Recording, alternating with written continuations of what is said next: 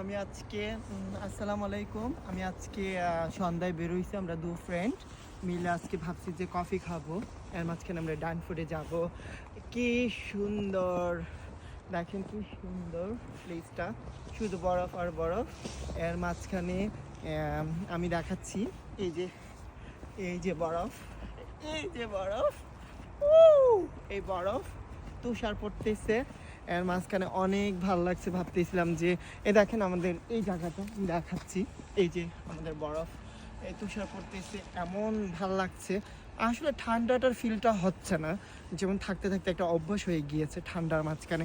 আগে বরফ দেখলেই ভয় পাইতাম, ফ্রিজে হাত দিলে মানে শিরশির দিয়ে উঠতো বাংলাদেশে থাকতে। এখন সেটা আমার মনে হচ্ছে না, এখন বরফ আমাদের সাথে ফাইট করা হচ্ছে।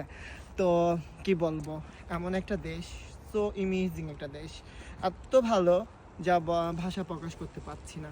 এই যে অনেক অনেক ভালো লাগছে, দেখেন। ওকে।